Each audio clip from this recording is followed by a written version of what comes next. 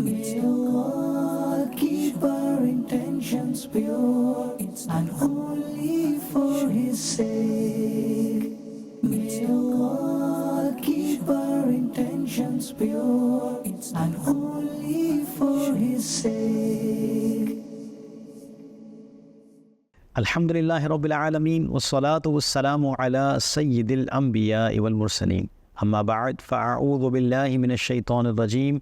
Bismillahir Rahmanir Rahim. Salatu wassalamu alayka ya Rasulallah wa ala alika wa ashabika ya Habiballah. As-salatu wassalamu alayka ya Nabijallah wa ala alika wa ashabika ya Noorallah. Welcome to the program Core of Action. In this program, we explore the significance of intention, which is often described as the essence of action. Having a noble intention before engaging in any virtuous deed amplifies its reward. Throughout this program, we've been exploring the intentions made before various actions. We aim to inspire our viewers to infuse their actions with purposeful intent. Making an intention is effortless, yet immensely rewarding. Not only does it enhance the reward of the action itself, but it also earns additional reward for the intention alone. My dear viewers, it is a divine favor to us that we are part of Ashraful Makhluqat, the noblest of creations. Among people, Muslims hold the highest status, having been blessed with faith and being the ummah of the final prophet, Sayyidina Muhammad sallallahu alaihi wasallam. Through the Holy Prophet sallallahu alaihi wasallam, Allah conveyed the message of the Holy Quran and emphasized the brotherhood among Muslims. My dear viewers, Islam fosters a bond that transcends color, race, and character. It promotes equality among its followers. Regardless of where a Muslim resides, they held in high regard by fellow Muslims with a mutual obligation to uphold their honor. Naturally, there exists a sense of affection among Muslims. Islam defines the nature of relationship between a Muslim and emphasizes the rights that one Muslim holds over another. In today's episode, we'll explore some points regarding the etiquettes and intentions a Muslim should embrace when interacting with fellow Muslims. My dear viewers, when meeting a fellow Muslim, intend to show respect to your Muslim brother. Meeting someone entails showing them respect, and as a Muslim, it is essential to prioritize respecting one another.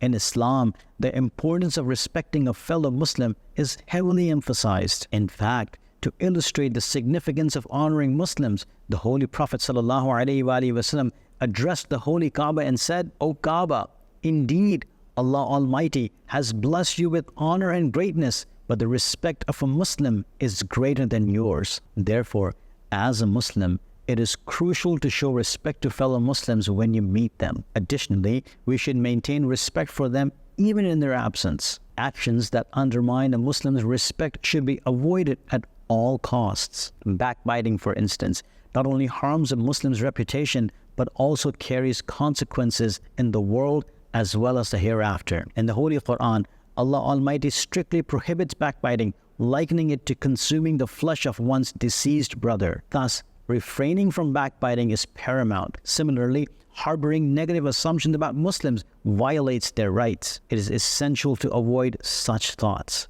As Muslims, we must fulfill all the rights outlined in Islam. Make the intention to greet fellow Muslims with salam when you meet them. Dear viewers, it is vital to remember that greeting a Muslim brother with salam upon meeting him is a practice established by the Holy Prophet ﷺ. Therefore, when saying salam, keep the intention in your heart that you're protecting the respect, integrity, and possessions of the individuals you are greeting.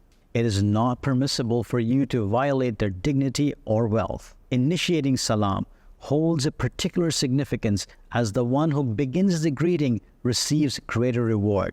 Moreover, it draws one closer to Allah Almighty.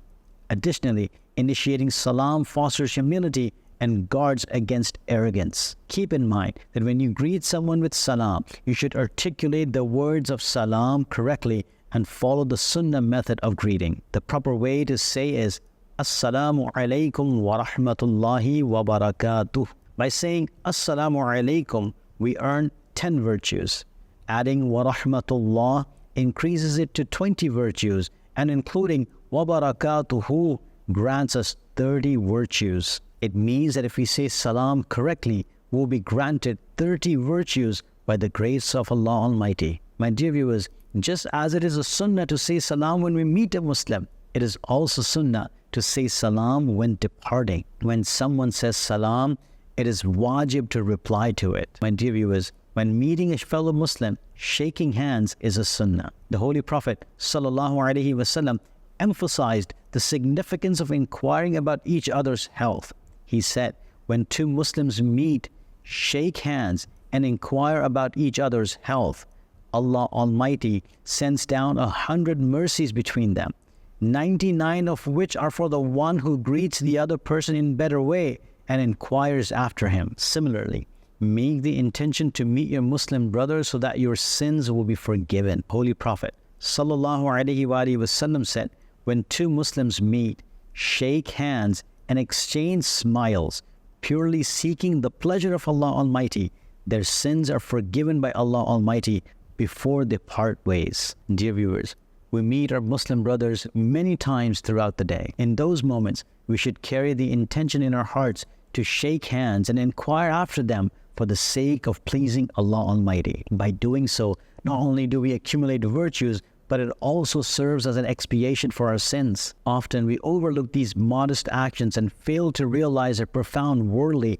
and eternal benefits. We must never underestimate the significance of any good deed, no matter how small. Likewise, we shouldn't trivialize any sin either, as its consequences on Judgment Day may be grave. We should strive not to overlook these opportunities for virtues. We should always uphold these manners, intending to seek the blessings promised by Allah Almighty. When meeting an Islamic scholar, intend to benefit from his knowledge, striving to enhance your inner self. Dear viewers, Islamic scholars hold a special place of honor and blessings in our religion. Their knowledge is a divine gift, and there's no greater blessing than knowledge itself. Therefore, it is crucial to show them the utmost respect. Moreover, it is narrated that providing water for wudu to a scholar will earn one the scholar's intercession on the Day of Judgment. So when you have the privilege of meeting an Islamic scholar, take advantage of his company and seek forgiveness for your sins. By his blessing, Allah Almighty will bestow His mercy upon us on the Day of Judgment, as it is stated in the Hadith. Indeed, when Allah Almighty calls a bondman to account on the Day of Judgment and the evidence against him established, leading to the order of hell, the individual will be fully shocked and distressed. At that moment, Allah Almighty will inquire, did you meet one of my awliya in the world? Did you love them for my sake? Or did you meet them seeking my pleasure? Or did one of my righteous bondsmen love you for my sake? If the answer is affirmative, I will forgive you today because of their intercession. Dear viewers, this hadith teaches us that if a bondsman meets an Islamic scholar or a wali with the intention of pleasing Allah Almighty and sincerely loves them, Allah Almighty will forgive him on the Day of Judgment. Visiting an Islamic scholar or a wali is itself an act of worship. Whenever possible, we should visit Islamic scholars with the intention and seek their guidance on religious matters. What could be more significant than the fact that simply seeing them is also considered an act of worship? It is narrated that looking at 4 things is considered as an act of worship: looking at one's father, the Holy Kaaba, the Holy Quran, and a Muslim brother with affection. It is mentioned in Faizul Qadir that looking at an Islamic scholar is also an act of worship. Dear viewers, these narrations highlight how simple it is to engage in acts of goodness. Just by befriending someone for the sake of pleasing Allah Almighty, even looking at them becomes an act of worship. This teaches us the importance of our intention while forming relationships. Our friendship should be rooted in the desire to please Allah Almighty, not driven by worldly benefit. We should seek friends who encourage us to follow the commands of Allah Almighty and guide us towards righteousness. A true friend leads us towards actions that enhance our hereafter and steers us away from sinful behavior. May Allah Almighty enable us to have good friends and well-wishers.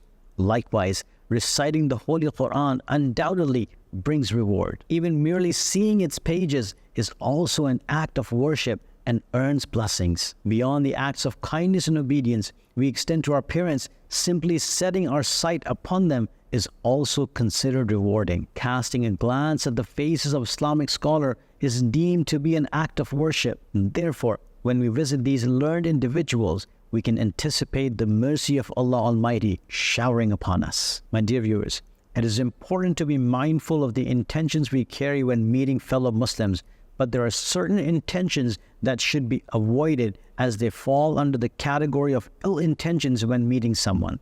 Let's take a look at 5 such intentions. Meeting a Muslim solely to satisfy one's appetite, fulfill personal desires, acquire clothing and jewelry, or engage in idle chatter. Meeting a Muslim to seek honor, show off, or display pride. Meeting a Muslim with the intention of gaining recognition, status, or position to be esteemed and revered. Meeting a Muslim with the motive of seeking praise from others. Meeting a Muslim with the primary intention of acquiring wealth. We have to refrain from meeting fellow Muslims with these intentions as they are deemed condemnable. My dear viewers, whenever we interact with a Muslim, we should keep in mind the noble intentions we've discussed. If we approach our Muslim brothers with these good intentions, inshallah, we will be rewarded for them. Dear viewers, in today's episode, we discussed the significance of intentions before meeting a fellow Muslim. These intentions revolve around upholding the respect and honor of our fellow Muslim and ensuring that we fulfill their rights. By prioritizing these principles,